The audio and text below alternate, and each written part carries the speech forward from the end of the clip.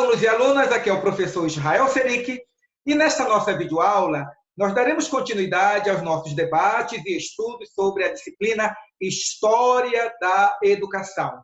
Nessas últimas videoaulas, nós temos tratado sobre a história da educação no Brasil.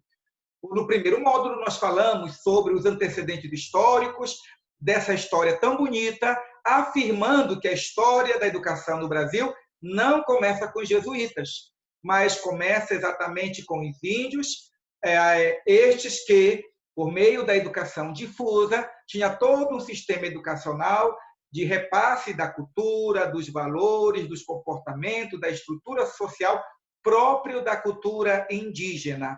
E após esses estudos sobre essa cultura indígena e a importância dela na formação do povo brasileiro, nós iniciamos um outro processo de reflexão e de estudos, que tem a ver com a presença dos jesuítas aqui no Brasil. E a respeito dos jesuítas, nós estudamos a respeito da origem desse grupo e nós lembramos que o nascimento da Companhia de Jesus se dá exatamente em um período denominado de Contra-Reforma, quando a Igreja Católica Apostólica Romana, em um estratagema de combater o desenvolvimento, o crescimento e a heresia protestante, idealiza a criação de uma estrutura religiosa que pudesse dar aporte à Igreja Católica para combater tanto o crescimento do protestantismo, como também combater a heresia, ou a doutrina protestante. Nesse sentido, então, podemos dizer que esses denominados jesuítas, eles nascem exatamente dentro de uma estrutura clerical que tem como finalidade objetivos religiosos, mas não somente religiosos. Os jesuítas, eles vão se caracterizar, eles vão se identificar, eles vão se tornar um grupo notoriamente conhecido na história da humanidade, e especialmente no Brasil, por ser um grupo religioso que utilizará os processos educativos, as instituições educacionais, como forma de fortalecimento da Igreja Católica e da fé católica no mundo. Segundo Champlain, o líder religioso espanhol Inácio de Loyola nasceu numa região basca da Espanha, e foi esse líder religioso que deu a origem a essa companhia, a Companhia de Jesus. No dia 27 de setembro de 1540, o Papa Paulo II aprovou a criação dessa ordem, e esta ordem deu grandes contribuições à educação no Brasil a partir da perspectiva religiosa que eles empreenderam nos processos educativos. Nesta nossa videoaula, nós continuaremos expondo as características da educação jesuíta. E a respeito dessa temática em específico, nós podemos dizer que a Companhia de Jesus, no Brasil, estabeleceu exatamente um trabalho peculiar. E esse trabalho peculiar tem exatamente a ver com a sua característica religiosa. Podemos, assim, dizer que, a partir desse marco no qual os jesuítas chegam ao Brasil, é que o sistema religioso ele vai se associar a um sistema educacional com o objetivo de catequizar os índios e também de prover para a sociedade colonial uma estrutura mínima educacional para a formação daqueles filhos que pertenciam à estrutura política e econômica da colônia portuguesa aqui no Brasil. Então, nós podemos dizer o seguinte, que os jesuítas eles vieram aqui para o Brasil e desenvolveram algumas atividades. Primeira atividade, que fica em relevo, dada a natureza religiosa dessa ordem, eles realizaram a catequese dos indígenas. E quando nós falamos de catequese, o que está claro é que os jesuítas eles desenvolveram não poucas atividades com o fim de converter os índios à fé católica, visto que, pela perspectiva da teologia católica daquela época, os índios eles eram seres os quais não possuíam Deus. Eles eram seres selvagens, que não possuíam uma moralidade, não possuíam uma ética, e quando eu digo moralidade e ética, eu estou me referindo a uma perspectiva europeia, a moralidade e a ética cristã, a qual tinha um fundamento ou tinha uma perspectiva católica. E esses jesuítas, ao chegarem ao Brasil, eles perceberam que aqueles índios, na perspectiva deles, precisavam ser catequizados. Eles precisavam ser ensinados a respeito da moralidade, a respeito da ética, a respeito da fé cristã. Neste sentido, fica claro, fica evidente, que para os jesuítas, o Deus cristão, o Deus católico, não era exatamente o mesmo Deus dos índios. E era preciso que esses índios entendessem o Evangelho, se convertessem a essa pregação promovida pelos jesuítas, a fim de que eles pudessem sair daquele estado de selvageria, de anomia, aquele estado de desconhecimento do verdadeiro Deus. E aí é que está uma questão muito interessante. Ao mesmo tempo que se levava o Evangelho, a pregação, segundo uma perspectiva jesuítica a respeito do Evangelho, muitos acreditavam que, embora esses índios eles acenassem como que possuindo alguma fé semelhante a esses religiosos ou aos portugueses, estes índios jamais seriam aquilo que os portugueses e os seus catequizadores eram, ou seja, cristãos europeus. E aqui nós, então estamos dentro de uma contradição, alguma coisa como que direcionada ou implicando em um processo extremamente mau, visto que afirmava-se a necessidade de uma conversão e, uma vez convertido, podemos assim dizer, a percepção que se tinha daquele que era convertido é que ele jamais chegaria à mesma posição, ao mesmo status daquele que era originalmente europeu. Portanto, essa catequese que ora falamos era exatamente o ensino da fé cristã católica, da moralidade e da ética da fé cristã católica.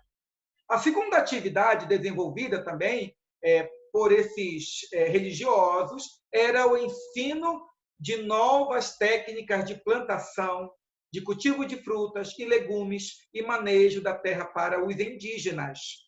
É preciso que se diga algo extremamente importante. Agora, é que nós não precisamos ver os índios brasileiros como sendo aqueles que não tinham nenhum conhecimento, sobre o plantio, sobre o cuidado com a terra. Já existem dados sobejos que apontam para o fato de que determinadas tribos indígenas no Brasil já possuíam uma cultura de cultivo da maniva, né, do milho, certamente não igual àquilo que se via na Europa.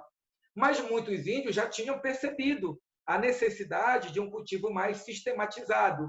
É claro que essas comunidades não possuíam um conhecimento científico relativo ao alcance do entendimento do que era a plantação lá na Europa. Mas aqui no Brasil já existia, como eu disse, já existiam algumas tribos que detinham um relativo conhecimento sobre o plantio e a necessidade desse plantio sistemático, né? Como falamos em uma de nossas aulas, quando nós estudamos as tribos tapajoaras lá no Pará, nós podemos ver que essas tribos tapajoaras elas possuíam já um certo requinte a respeito da produção de determinados utensílios de barro. E isso aponta para a realidade de que essas comunidades, como outras comunidades indígenas, já possuíam determinado avanço técnico ou tecnológico a respeito de alguns fazeres humanos. Nesse sentido, então, esses jesuítas, eles vêm para o Brasil e eles disponibilizam essas comunidades indígenas determinados conhecimentos, determinadas técnicas de cultivo, de produção de frutas, legumes, o manejo da terra. Certamente que este conhecimento que eles trazem é proporcional ao tempo no qual eles já se encontravam, né? Já estamos nesse período do século XVI. E no século XVI, as ciências elas começam a obter os seus primeiros impulsos de desenvolvimento, de aprofundamento do conhecimento a respeito das coisas do mundo, dos fenômenos da natureza e assim por diante. Então, esses jesuítas, eles trazem os conhecimentos os mais inovadores, os mais recentes da Europa para o Brasil. E quem bebe nessa fonte e quem usufrui desses conhecimentos são exatamente aqueles índios, aquelas tribos indígenas que vão ter contato com esses religiosos e vão manter uma relação de amizade, de proximidade e vão se submeter à situação ou à condição de serem catequizados e aprenderem a língua desses religiosos, né? O terceiro elemento é que esses religiosos, além de catequizarem os índios, além de ensinarem novas técnicas de plantio, de cultivo da terra, de legumes e assim por diante, também ensinaram também a elaboração de artesanatos. Esses artesanatos, certamente, quando chegam diante dos índios, é possível perceber que essas duas culturas, quer seja a cultura indígena como a cultura europeia, possuíam artefatos, possuíam como que produtos de artesanato próprios da cultura, próprio do ambiente de cada povo. E certamente isso foi algo interessante, no sentido de que houve uma comunicação, houve um processo de compartilhamento cultural entre estes que vinham da Europa e estes que estavam no Brasil e que também produziam, como nós bem sabemos, toda uma série de artefatos relacionados ao artesanato.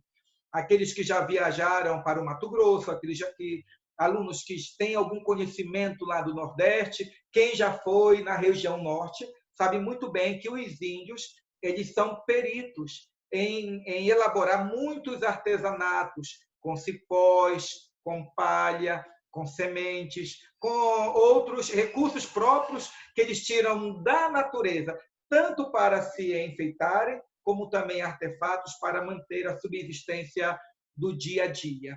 Além disso, esses catequistas, essa Companhia de Jesus, vem com o objetivo de criar escolas em todo o território nacional, em toda a extensão do Brasil, de norte a sul.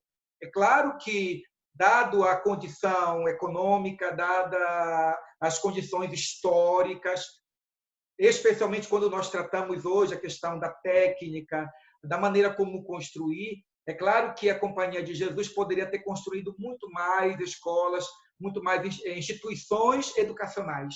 Mas, para aquela época, tudo aquilo que os jesuítas construíram e deixaram aqui no Brasil apontam para a ideia de que este grupo tinha na sua mente a ideia muito clara, muito fixa, de que eles estavam aqui no Brasil para fazer história, eles estavam aqui no Brasil para contribuírem exatamente com a educação indígena, converter esses índios e, ao mesmo tempo, preparar as crianças da classe que tinha o poder de mando aqui no Brasil para se formarem, se qualificarem e ascenderem no aspecto educacional, ascenderem no aspecto intelectual e manterem também a posição social de origem.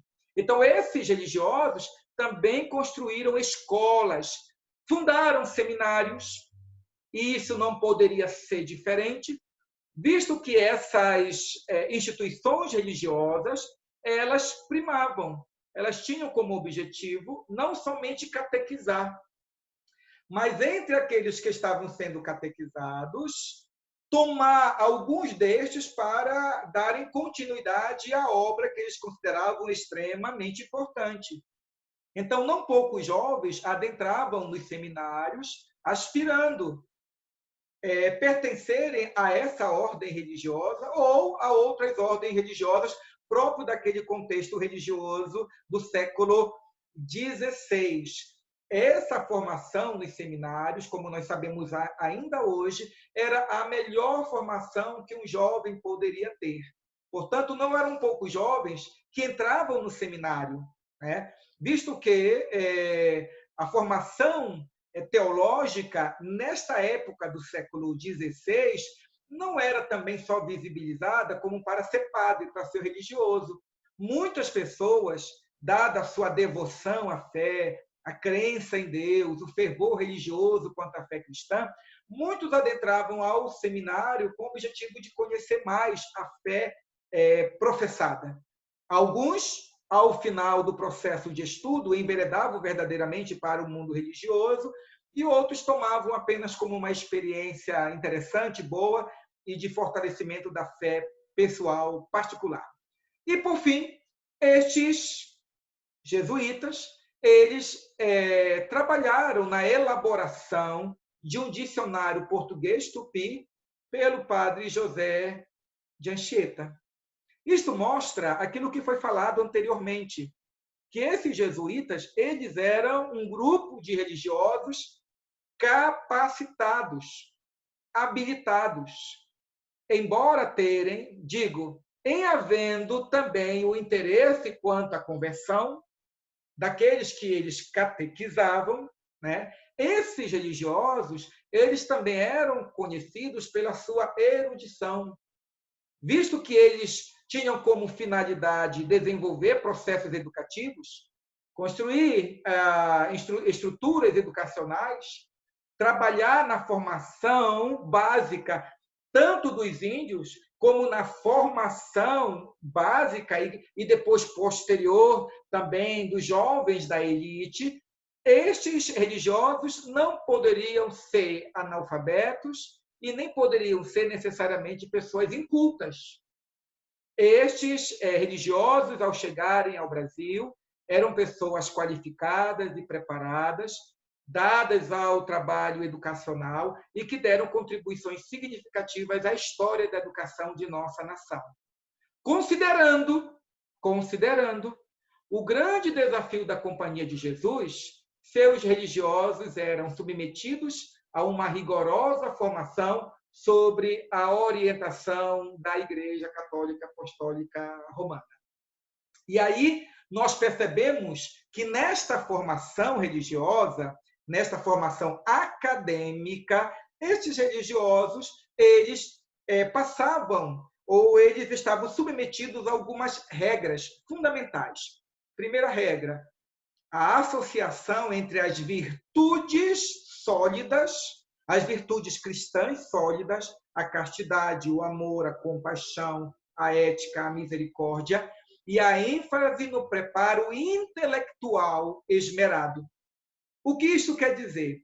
Isso quer dizer que, dentro da formação de um jovem jesuíta, havia uma forte ênfase de que ele deveria ser um homem profundamente religioso, que tinha que ter a sua vida de oração, a sua vida de leitura das Escrituras, que tinha a sua vida piedosa da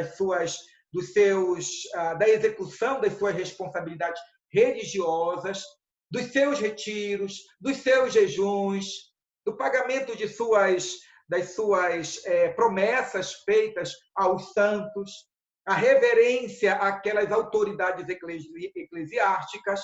Esses jovens jesuítas deveriam ser jovens, de fato, comprometidos com a fé católica, mas comprometidos no coração, efetivamente comprometidos na alma com o sistema religioso da Igreja. Mas, somando-se a isto, somando-se a isto, esses jovens, eles deveriam ser conhecidos também pelo seu preparo intelectual, pela sua erudição. Erudição que eu digo eles deveriam ser jovens estudados e estudiosos.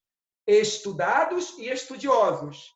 Estudados porque deveriam passar por um processo de ensino, mas estudiosos no sentido de que, após ter finalizado toda a sua formação acadêmica, eles deveriam continuar lendo, estudando e se aperfeiçoando. Considerando que os jesuítas eles foram separados da comunidade católica com o objetivo de combater a heresia protestante, nada mais natural de que esses jovens ou esses religiosos, né, aqueles que estavam na responsabilidade de administrar e conduzir esta ordem, eles deveriam ser pessoas também muito preparadas para combater a heresia protestante, para combater o pensamento protestante, somente pessoas intelectualmente maduras e capazes para se contrapor a todos os argumentos protestantes propalados pelos reformadores. Portanto, essa regra áurea era a regra básica de qualquer jovem que desejava adentrar a esta ordem. Ele deveria ser um homem piedoso e um homem comprometido com o estudo, com a intelectualidade, com o aprofundamento do conhecimento. Isso vai ter implicação no processo de ensino? Sim. Por quê? Porque esse jesuíta que é culto, esse jesuíta que é esmerado, esse jesuíta que dedica-se ao estudo, é aquele professor que vai estar diante de uma classe de alunos e que ele vai se apresentar para estes alunos como sendo aquela pessoa habilitada, a pessoa capacitada a ensinar a todos.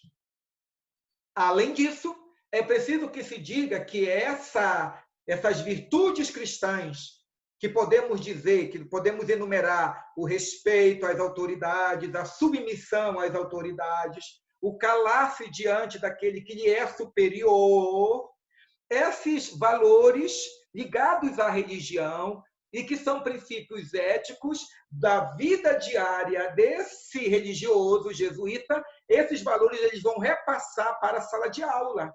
E esse professor olhará para os seus alunos e vai reproduzir esse sistema de valores, de comportamentos e de coisas para o espaço sala de aula e para o processo ensino-aprendizagem. É o que nós veremos mais à frente, podemos já dizer aqui, que é aquele conceito da escola tradicional, no qual o professor fala, ele detém o conhecimento técnico, ele é a pessoa preparada, e os alunos, calmamente ou de uma forma silente, são aqueles que nada entendem, nada conhecem, e que esperam tão somente do professor que repasse esses conhecimentos. A segunda regra áurea que nós queremos indicar aqui, gente, é a necessidade do uso de repetição como forma de fixação dos assuntos estudados. Essa era a prática da educação religiosa. O religioso ele tomava para si o texto sagrado, lia.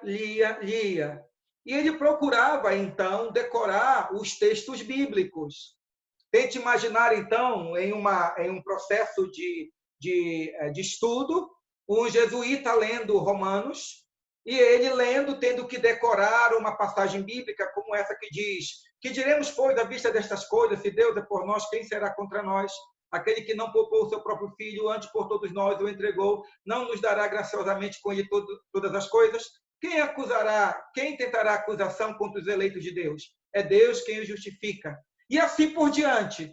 Esse jesuíta, esse jovem jesuíta, esse religioso jesuíta, ele deveria ter na ponta da língua os textos sagrados, a literatura religiosa, os cânones da Igreja Católica, né? Os documentos oficiais, as bulas papais, né? Os filósofos gregos que corroboravam com o pensamento da teologia católica daquele tempo. Então, este homem, acostumado a memorizar, este homem, professor, jesuíta, submetido à catequese, e catequese é aquele processo de repetição das afirmações teológicas. Esse religioso, ele está agora em sala de aula, reproduzindo o mesmo sistema religioso pelo qual ele passou na sua formação religiosa. Portanto, não é estranho. Pelo contrário, é lógico que essa educação tradicional, que ainda hoje faz parte da educação brasileira, certo? Viesse ser produzida exatamente por esses que receberam a educação religiosa tradicional. Portanto, o processo de memorização pelo qual eles passaram, eles reproduziram para a sala de aula nas quais eles eram professores. Como ainda hoje é comum em determinados processos educativos, a ênfase na memorização.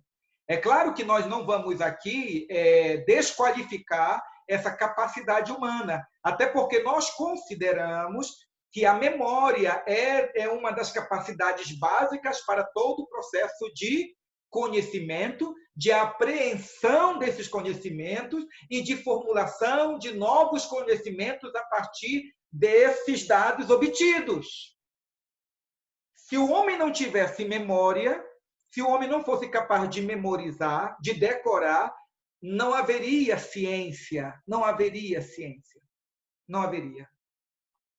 Mas o problema dessa educação tradicional, né, peculiarmente gestada em um ambiente religioso e repassada para o sistema educacional, né, a fragilidade está no fato de que, neste tempo, os alunos eles eram levados a tão somente a memorizar e não fazerem reflexões críticas sobre aquilo que eles haviam memorizado.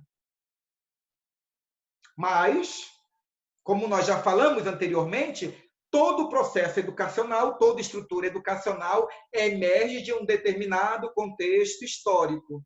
Nesse sentido, é natural, é comum, né? Tem lógica de que estes que foram educados dentro de um sistema educacional, com perspectiva religiosa, de repetição, de memorização, repassassem para os seus alunos o mesmo processo, né?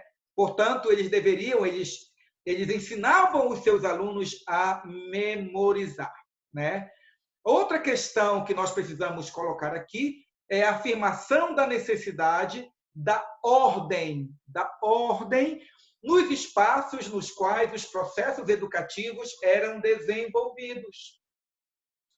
E, por igual modo, assim como nós falamos que a educação religiosa, catequética, de memorização da doutrina católica, conduziu à memorização dos fatos da ciência, dos conhecimentos da literatura e da tecnologia daquela época. Por igual modo, podemos dizer que aquela perspectiva que o jesuíta possuía do seu mestre, como tendo autoridade, e que ele deveria ficar silente, tão somente ouvindo o seu mestre falar e lhe ensinar, ele que era noviço, ele que era ignorante, agora recebia a luz divina, a luz do conhecimento vindo do seu mestre, né? Essa experiência educativa, né,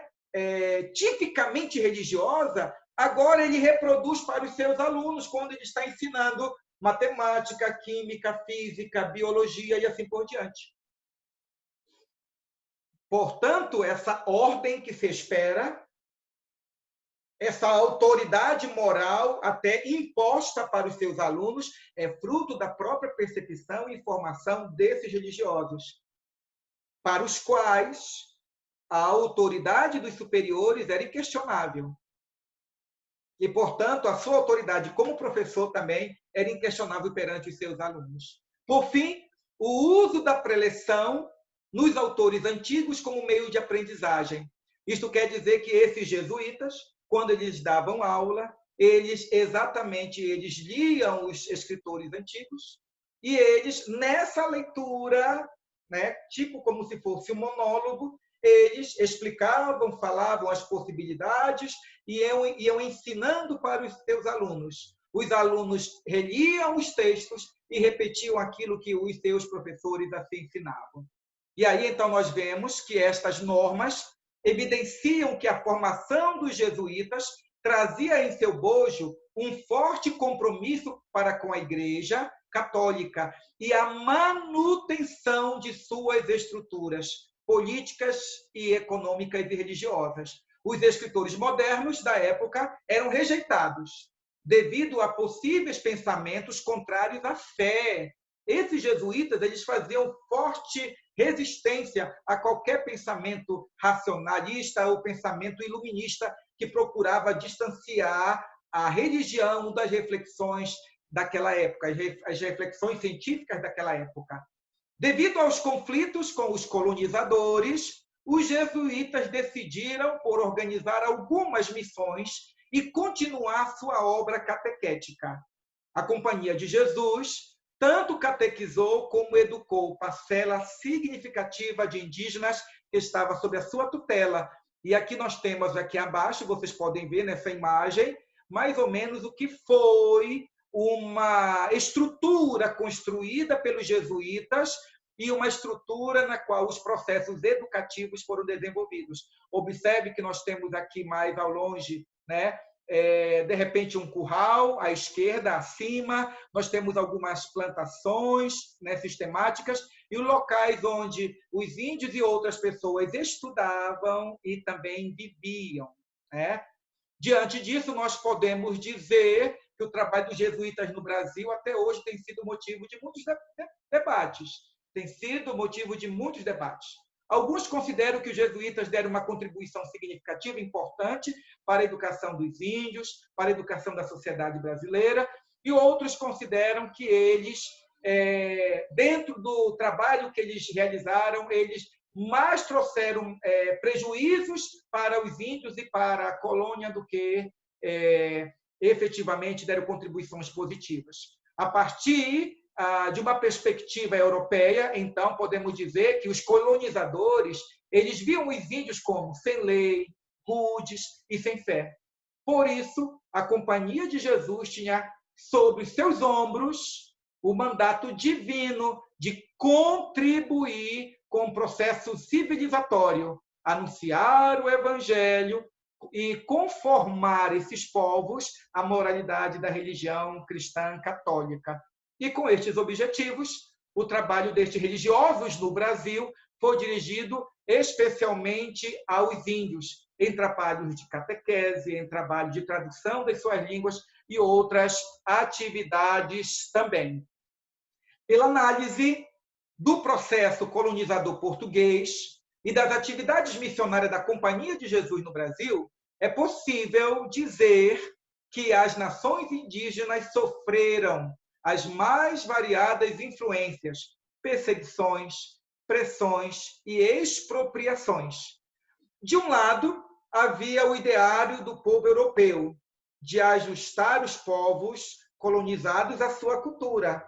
Os índios, neste contexto, deveriam pôr de lado os seus valores e hábitos e aderir à cosmovisão, aos valores europeus, sem nunca, jamais, alcançarem o status de serem europeus e serem vistos efetivamente com a mesma dignidade de um europeu.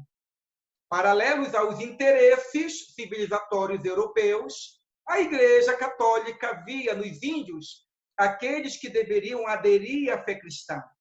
Seus costumes pagãos deveriam ser deixados de lado em prol dos valores espirituais, morais e éticos mais elevados.